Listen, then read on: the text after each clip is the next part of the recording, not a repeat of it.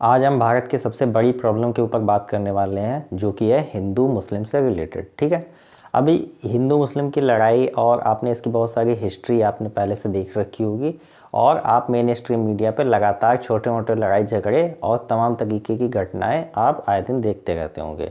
इसलिए इस टॉपिक पर बात करना बहुत ज़्यादा ज़रूरी है। ठीक है, चलिए एक एक करके समझते हैं कि क्यों ये भारत की सबसे बड़ी प्रॉब्लम है। ठीक है, सबसे पहले मैं इंक्रीजिंग पॉपुलेशन के टर्म में आपको बताता हूँ, और ये जो समस्या की हम बात कर रहे हैं ये हिंदू मुस्लिम के कॉन्टेक्स्ट में आप देखने की कोशिश करिएगा। ठीक है, इस कॉन्टेक्स्ट में तब आप समझेंगे कि क्या मैं कहना चाह रहा हूँ।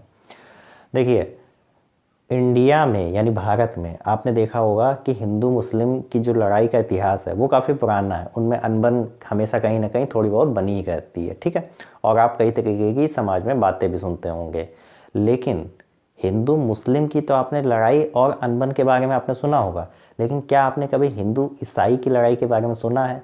हिंदू सिख की लड़ाई के बारे में सुना हो, या हिंदू जैन की लड़ाई के बारे में सुना हो, हिंदू बौद्ध की लड़ाई के बारे में सुना हो, है ना? लेकिन हम सिर्फ हिंदू मुस्लिम की लड़ाई के बारे में ही सोचते हैं, या उनके हमारे मन में सबसे पहले ये चीज़ें आ जाती हैं ना। तो ये चीज़ें दरअसल हमारे दिमाग में भरी जाती हैं, कहीं ना कहीं सबकॉन्शियसली हमारे दिमाग में ये चीज़ें आती हैं। क्यों आती हैं मैं आपको बताता हूँ। इंडिया में दोनों ही तरफ से, हिंदुओं की तरफ से भी और मुस्लिम समाज दोनों की तरफ से ही कुछ मूर्ख लोग हैं। ठीक है, मैं बड़ा बड़ा लिख रहा हूँ, समझना बहुत ज़्यादा ज़रूरी है।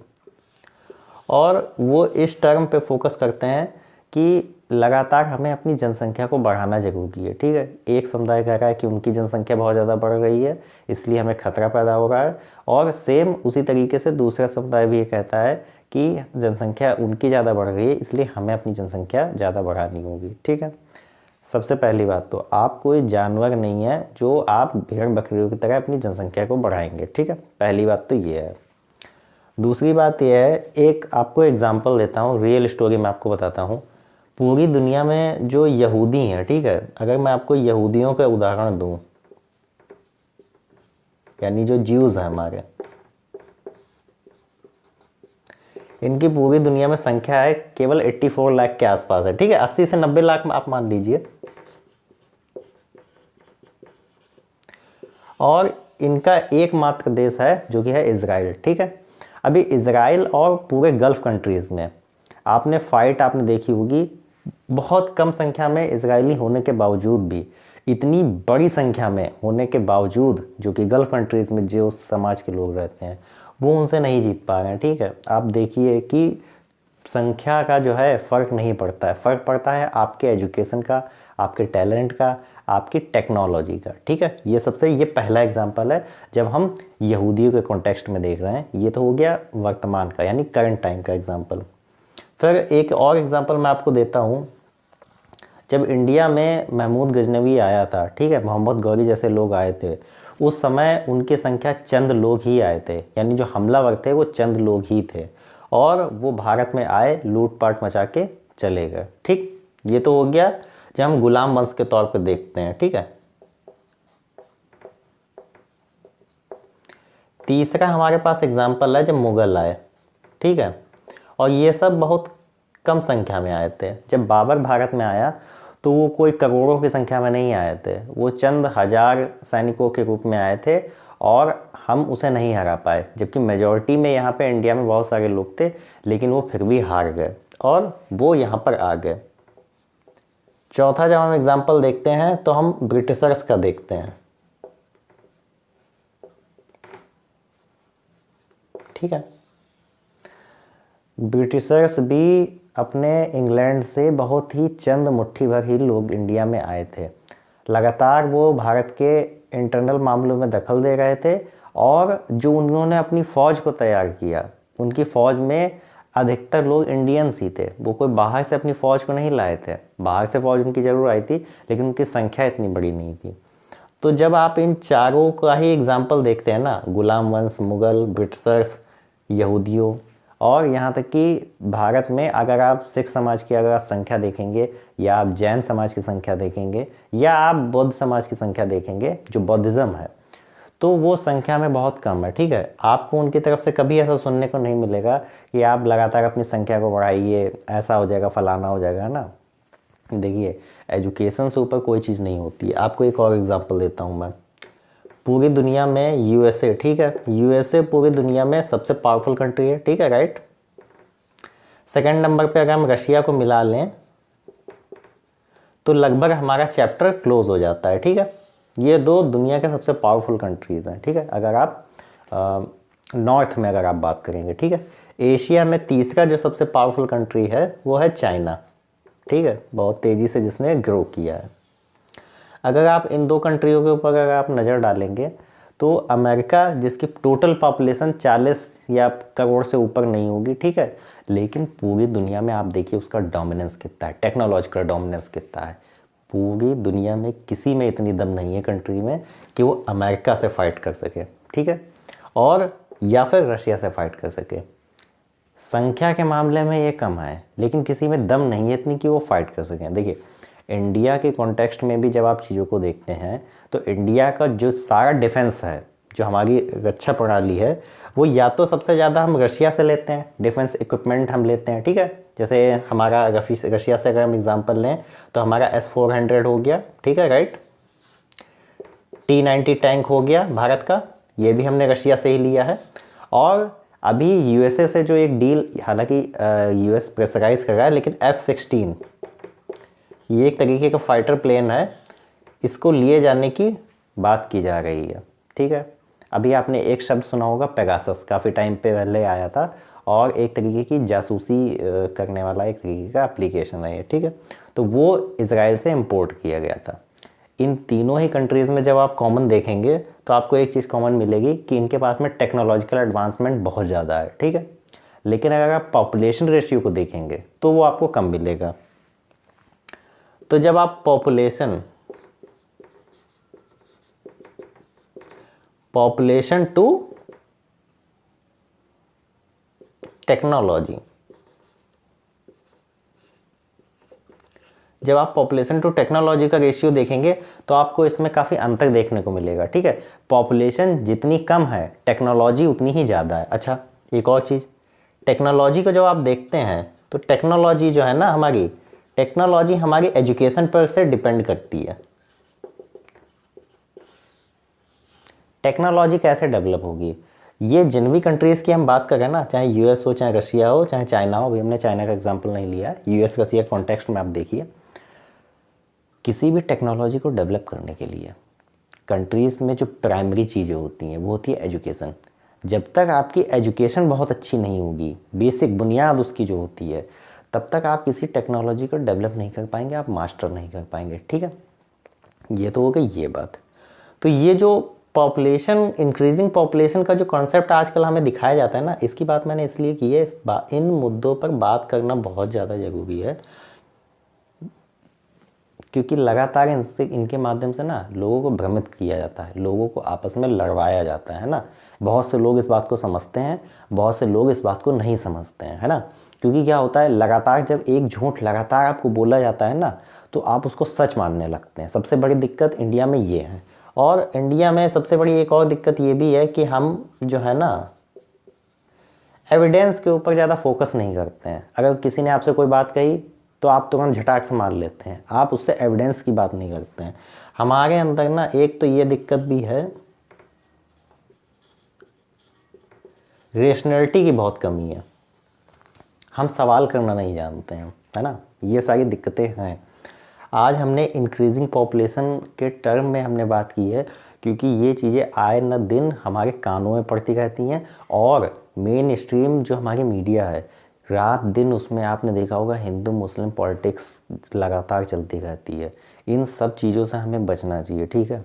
आप अगर मेन स्ट्रीम मीडिया में जब आप नज़र मारेंगे तो वो तो हिंदू मुस्लिम पॉलिटिक्स लगातार कर रहे हैं, लेकिन जिन नेताओं के द्वारा फैलाई जा रही है, जब आप उनके घरों में उनके बच्चों को देखेंगे तो कोई अमेरिका पढ़ रहा होगा, कोई इंग्लैंड पढ़ रहा होगा, कोई ऑस्ट्रेलिया पढ़ रहा होगा, ठीक है। वो इस तरीके की चीज़ें में इन्वॉल्व नहीं होते हैं, लेकिन यहाँ का माहौल ज़रूर ख़राब करते हैं। ये हमारी और आपकी रिस्पॉन्सिबिलिटी है कि जो हमारा भारत है, ठीक है ना, उन्हें इस तरीके की सांप्रदायिकता से बचाया जा सके। मैं ये बात इसलिए भी कह रहा हूँ कि इस तरीके की जो सांप्रदायिकता होती है ना, ये जो कम्युनलिज़म होता है, इसमें जो मरता है इसमें जो मरने वाला व्यक्ति होता है वो हमेशा इनोसेंट होता है, ठीक है, हमेशा ही इसमें इनोसेंट मरेगा। आपने कभी आज तक का हिस्ट्री में कभी आपने ऐसा नहीं सुना होगा हिंदू मुस्लिम राइट्स हुआ हो, दंगा हुआ हो और उसमें किसी बड़े पॉलिटिशियन का बच्चा मरा हो, उनका रिलेटिव मर गया हो, कभी ऐसा नहीं होता है। वो हमेशा किसी दूसरे को उकसाते हैं और अपना फ़ायदा करते हैं और उसमें फिर होता यह है कि हमारे आपके जैसा आदमी मर जाता है, ठीक है, ये बेसिक चीज़ है। और एक और भी बात है, वो आपसे ऐसा इसलिए भी कहते हैं कि जब आपके एजुकेशन सिस्टम को अगर हम ब्लॉक कर दें, देखिए किसी भी इंसान को मूर्ख तब बनाया जा सकता है जब वो कम पढ़ा लिखा हो। जितना उसके पास में इंफॉर्मेशन की अवेलेबिलिटी कम होगी, जितना उसका दिमाग कमज़ोर होगा, यानी सोचने समझने की शक्ति कम होगी, वो कब कम होगी? जब हम एजुकेशन को बेकार कर दें, ठीक है। अब आप समझिए, इंडिया की आबादी है 150 करोड़, ठीक है, यहाँ पे लिख देता हूँ 150 करोड़ इंडिया की आबादी है। बहुत ध्यान से समझिएगा, ठीक है, मैं क्या कह रहा हूँ। इसमें से 80 करोड़ को अगर आप देखेंगे तो राशन दिया जा रहा है, ठीक है, 80 करोड़ लोगों को राशन दिया जा रहा है। जब 80 करोड़ लोगों को राशन दिया जा रहा है तो ये लगभग 50% से ऊपर कुछ लोगों का आंकड़ा बैठता है। किसी व्यक्ति को अगर राशन देना पड़ रहा है, इसका मतलब ये है कि वो अपनी बेसिक यानी बुनियादी जो उसकी नीड है, उसकी ज़रूरत है, वो उसको भी पूरा नहीं कर पा रहा है, इतनी उसकी स्थिति खराब है, ठीक है। होगा क्या? अब जो ये जिनकी स्थिति बहुत ज़्यादा ख़राब है, ये 80 करोड़, आपको क्या लगता है ये किसी प्राइवेट स्कूल में पढ़ते होंगे? सवाल ही नहीं पैदा होता है। जब कोई इंसान खाने का प्रबंध नहीं कर पा रहा है तो प्राइवेट स्कूल में कैसे पढ़ाएगा? ठीक, प्राइवेट स्कूल में अब वो पढ़ा नहीं पाएगा।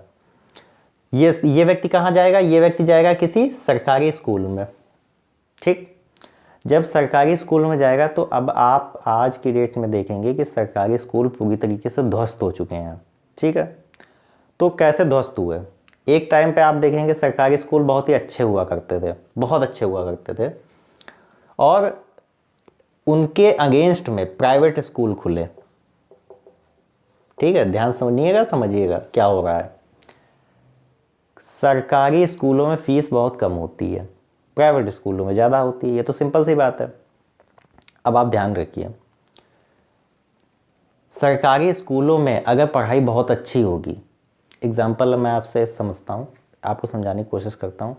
अगर किसी सरकारी स्कूल में बहुत सस्ती फ़ीस है तो आप कहाँ अपने बच्चे को पढ़ाएंगे? या अगर आपको कोई चीज़ बहुत कम पैसों में सेम क्वालिटी की मिल रही है तो आप ज़्यादा पैसा देकर उस चीज़ को क्यों खरीदेंगे? सेम वैसे ही सरकारी स्कूलों को जब बर्बाद किया गया तब जाके लोगों ने प्राइवेट स्कूलों में एडमिशन लेना शुरू किया, क्योंकि अगर सरकारी स्कूल बर्बाद नहीं होते तो आप ज़्यादा पैसा देके क्यों प्राइवेट स्कूल में अपने बच्चों को भेजेंगे, ठीक। सरकारी स्कूल एक तरफ बर्बाद किए गए तो ऑटोमेटिक इस देश की 50% जनसंख्या, तो 50% से ज़्यादा जनसंख्या तो यूं ही बेकार हो गई। बेकार इन द सेंस कि उसके पास सोचने समझने की शक्ति कम हो जाएगी, ठीक है, इंफॉर्मेशन ब्लॉक की गई। एजुकेशन जो है वो कुछ चंद लोगों के हाथ में पहुंच गई, ठीक। अब पॉलिटिक्स में होगा क्या? जब ज़्यादा लोग कम पढ़े लिखे होंगे तो उन्हें ये जो इंक्रीजिंग पॉपुलेशन के कॉन्टेक्स्ट में जब मैं आपको बता रहा हूँ तो उनको आसानी से भ्रमित किया जा सकता है, उनको हिंदू मुस्लिम के नाम पे उलझाया जा सकता है ना, ये चीज़ें होती हैं। तो एक तरफ तो उनका बिजनेस बहुत अच्छा चला, ठीक, दूसरी तरफ वो हमेशा सत्ता में बने रहेंगे, और इसमें सबसे ज़्यादा नुकसान किसका होगा? उसमें हर उस व्यक्ति का नुकसान होगा जो मिडिल क्लास से बिलोंग करता है या बहुत ही मध्यम परिवार से आता है, नीचे से अब उठने की कोशिश कर रहा है, किसी तरीके से आगे बढ़ना चाह रहा है, लेकिन आपसे जब अवसर के सारे मौके छीन लिए जाएंगे, अपॉर्चुनिटी ही जब नहीं रहेगी, तो आप आगे बढ़ेंगे कैसे, ठीक है। ये तो हो गया इंडिया के सेंस में। वीडियो थोड़ा लंबा हो रहा है, लेकिन इन सब बातों पर थोड़ा सा डिटेल में बात करना बहुत ज़्यादा ज़रूरी है। ये चीज़ें हमारे आपके लिए बहुत ज़्यादा ज़रूरी हैं, समझना इनको बहुत ज़्यादा ज़रूरी है ना। अब ये तो हो गया इंडिया के कॉन्टेक्स्ट में। अब आपको यूएस के कॉन्टेक्स्ट में आपको बताता हूँ, ये यूएसए है, यूएसए के कॉन्टेक्स्ट में आपको दिखाता हूँ, या बहुत सारे यूरोपियन जो कंट्रीज़ हैं वहाँ पे आप देखेंगे एजुकेशन और हेल्थ, उसका प्राइस बहुत है, टैक्स हाई है, टैक्स आपको हाई दिखेगा, लेकिन उस हाई टैक्स के एवरेज में आपको एजुकेशन और हेल्थ बहुत ही हाई क्वालिटी का मिलता है, ठीक है। बहुत ही हाई क्वालिटी का एजुकेशन मिलता है अमेरिका में और यूरोपियन कंट्रीज़ में। एजुकेशन बहुत ही हाई, और ये मैं गवर्नमेंट स्कूलों की बात कर रहा हूँ, ठीक है। वहाँ भी गवर्नमेंट स्कूलों में जो है मिड डे मील की तरीके से खाना दिया जाता है। वहाँ बहुत ही हाई क्वालिटी एजुकेशन, और ये गवर्नमेंट स्कूल्स की बात हो रही है, ठीक है। तो अगर आप गरीब हैं, ठीक है, आप मान लीजिए किसी भी गरीब घर में पैदा हुए, ठीक है, किसी भी गरीब घर में पैदा होना ये हमारे आपके हाथ में नहीं होता है, ठीक है। लेकिन अगर आपको अवसर मिलेगा, यानी अपॉर्चुनिटी आपके पास होंगी, तो वो जो आप गरीबी है ना, आप उसको बाईपास कर जाएंगे और आप ऊपर निकल जाएंगे। लेकिन इंडिया में प्रॉब्लम क्या हो रही है, इंडिया में जब अगर हम एजुकेशन, ये जो हमारा एजुकेशन सिस्टम है, अगर हम इसको प्राइमरी लेवल पे ध्वस्त कर दें, देखिए किताबों में क्या लिखा है, जो पेपर्स में कागज़ों पे क्या चल रहा है वो एक अलग चीज़, कागज़ों में दुनिया बिल्कुल अलग चल रही है, ठीक है। लेकिन रियलिटी ये है कि आज की डेट में सरकारी स्कूल पूरी तरीके से ध्वस्त हो चुके हैं, है ना। और जब वो ध्वस्त हो जाएंगे तो इंडियन एजुकेशन सिस्टम भी ध्वस्त हो जाएगा प्राइमरी लेवल पे। किन लोगों को इनसे इफेक्ट पड़ेगा, वो जो गरीब हैं, ठीक है, मैं किसी कास्ट और उसकी बात नहीं कर रहा हूँ, हर व्यक्ति जो गरीब है बहुत, उसका एजुकेशन ध्वस्त, तो उसका जो ऊपर बढ़ने की जो संभावना है वो भी बेकार हो जाएगी, यानी ख़त्म हो जाएगी। ये चीज़ें अमेरिका में नहीं है। अब आते हैं मेन मुद्दे पे। आपने देखा होगा भी हाल ही के दिनों में जो अमेरिकन प्रेसिडेंट डोनाल्ड ट्रंप हैं, उन्होंने डंकी रूट के माध्यम से जिन लोगों ने अमेरिका में प्रवेश किया उनको वापस इंडिया में डिपोर्ट किया जा रहा है। अब आप सोचिए, आपने कई लोगों को देखा होगा वो 50-50 लाख रुपए जो है देख के किसी भी तरीके से अमेरिका पहुंचना चाहते हैं, ठीक है। इतना ज़्यादा पैसा देके क्यों अमेरिका में घुस रहा है, वो क्यों भाग रहे हैं, उसके बहुत सारे रीज़न हो सकते हैं, लेकिन उसका वन ऑफ जो रीज़न होता है ना, उसका वन ऑफ रीज़न ये भी होता है कि वहाँ पे आपको जो ग्रोथ की जो अपॉर्चुनिटी मिलती है वो आपको दुनिया में और किसी कंट्री में इतनी नहीं मिलती जितनी आपको यूएसए में मिलती है या कनाडा, जो यूरोपियन कंट्रीज़ हैं उनमें मिलती है। यही वजह है कि आदमी वहाँ पे जाना चाहता है, यही वजह है कि वो कंट्री इतना आगे पहुँच गया। यहाँ जब आप देखेंगे तो यहाँ तो आपको रात दिन यही सिखाया जाएगा, है ना। बचिए इन सब चीज़ों से, इन चीज़ों पे बात करना बहुत ज़्यादा ज़रूरी है, इसलिए आज मैंने इस टॉपिक को आपको उठाया है, आपको समझाने की कोशिश की है। आशा करता हूँ आपको वीडियो पसंद आया होगा। और एक छोटी सी रिक्वेस्ट, अगर इस वीडियो को देख के आपके मन में थोड़ा सा भी चेंज आया हो या एक क्लिक आया हो कि हाँ मैं बात सही कह रहा हूँ, तो आप ये वीडियो थोड़ा सा उन लोगों को भी शेयर करिएगा जो इस तरीके की पॉलिटिक्स में फंसे हुए हैं, है ना। ये चीज़ ज़रूरी है। आशा करता हूँ आपको वीडियो पसंद आया होगा। अगर आपको हमारा वीडियो पसंद आया तो इसे लाइक करें, चैनल से नहीं जुड़े तो इसे सब्सक्राइब कर लें। रेगुलर फीडबैक्स और नोटिफिकेशन आपको मिलते रहेंगे। जय हिंद।